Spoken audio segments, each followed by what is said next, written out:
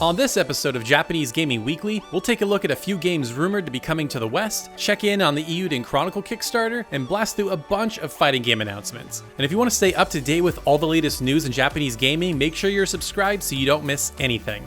Let's get into it.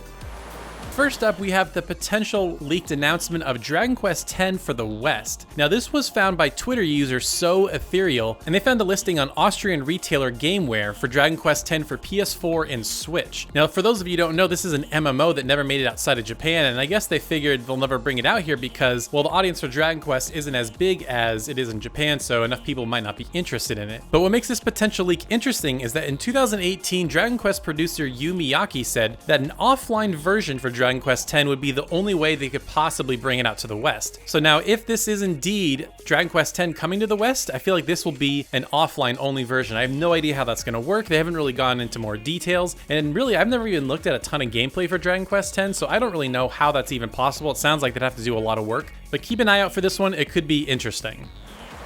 Next, in a financial report by Koei Tecmo, they revealed that Persona 5 Scramble is going to be coming west before the end of the fiscal year, which ends in March 2021. Now, this sort of got leaked because they were going through their financials and talking about games that, would bring in some money, and obviously Koei Tecmo owns Omega Force, and they make all the Dynasty Warriors games, including Persona 5 Scramble, and this is really the first official mention of a Western release, although everything from Persona has pretty much come to the West, so it's not really a big surprise, but it's nice to know that it's kind of officially confirmed at this point. Now, like I said, if we read between the lines a little bit, it looks like this game will be out in the West sometime before March 2021 for both PS4 and Switch, and I feel like they wouldn't include it in that report otherwise. Now, something to keep in mind is that Persona 5 Strikers was previously mentioned in a 2019 Nintendo report, and I feel like this is going to be the localized name, as Atlus tends to kind of change the names up when they bring Persona games over. Some of you hardcore followers might remember that Persona 4 Golden was Persona 4 The Golden, so they tend to kind of simplify it and make it a little bit more polished, so keep an eye out for a potential Persona 5 Scramble or Persona 5 Strikers announcement in the next couple of months. Next, I want to follow up on a big story from last week's episode, and that was the Eiyuden Chronicle Kickstarter. Now, they hit their initial funding goal of $500,000 within a few hours, and I don't really think that was a big surprise to anyone. And currently, the Kickstarter campaign is at $2.5 million. So now what this means is that the game will come to PC and consoles, and because they had a few stretch goals, there are new additions including several mini-games like cooking and fishing, and they're about to hit a fully orchestrated soundtrack, so let's make sure it gets over $2.6 million if it's not already. Now, the big question is, how much money will this eventually raise? So my thought is it's probably going to eventually slow down. Now that they've hit a bunch of their stretch goals, it'll probably slow down a little bit before it hits its eventual end. And I'm thinking somewhere between $5 to $10 million. Now, one thing they did mention that I want to keep note of is that in the Kickstarter, they said that they had to do this Kickstarter to bring to a publisher. So don't be too surprised in the future if this gets picked up by another publisher. I have no idea who it would be, but a lot of times with these Kickstarters, they have to show that there's interest. And now they have this initial round of funding to kind of get the game going. They can bring it to a publisher and then they can make it even more robust. So keep an eye out for that. I'm sure this is going to get even bigger as the weeks go on.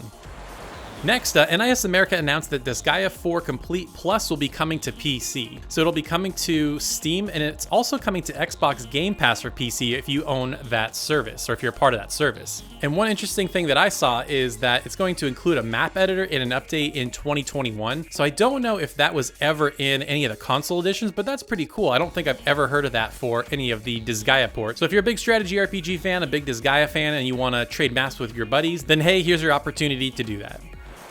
Alright, let's blast through a bunch of fighting game announcements. First off, we had Go Sung Lee announced for Samurai Showdown. Now, a lot of people probably didn't know who this is, but she is a guest character from the mobile game Honor of Kings, which I don't know much about, to be totally honest with you. And they also announced that Season Pass 3 will be coming out. It's really cool that Samurai Showdown not only was able to successfully revive the franchise, but it's going strong. They're going to go on their third Season Pass, so either it's sold really well or people are buying these character passes. So either way, that's really cool. Let me know if you're playing Samurai Showdown and if you think this is a cool announcement.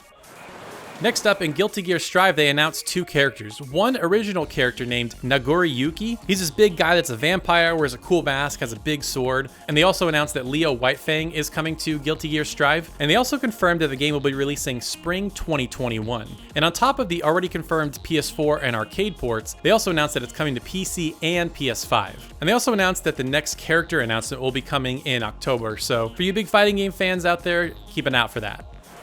And lastly, Bandai Namco announced that Setsuka is coming to Soul Calibur 6. Now, by the time this video goes out, she might already be out as part of Season Pass 2. She'll be releasing on August 4th, and she looks really cool, honestly. It looks like she's fighting with a parasol that has like this hidden knife on the bottom. Very, very cool. But either way, another cool character to look forward to in Soul Calibur 6.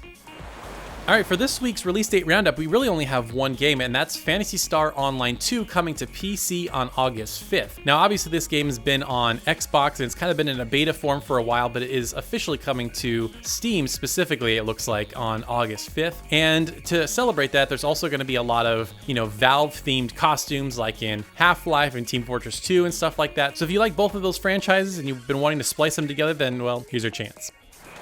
Now, because the news was a little bit light this week, I wanted to do something different and share with you guys some game deals to save you a little bit of money. Now, the ones that I thought would interest you the most are Trials of Mana, which is 26% off for both PS4 and Switch. The Yakuza Collection, which includes 3, 4, and 5 for PS4, is 33% off, and Persona 5 Royal is also 33% off, and Tales of Vesperia Definitive Edition is all the way down to $15 on PS4. Now, I also saw a leaked ad that Final Fantasy VII Remake is also going to be $40 this next week on GameStop. So I'll update the description once that goes live, and you can find all the links to those deals down in the description.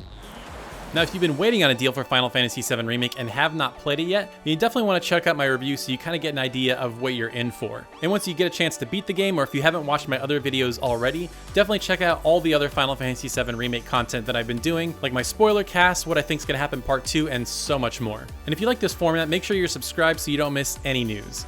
Thank you so much for watching, and we'll see you next time.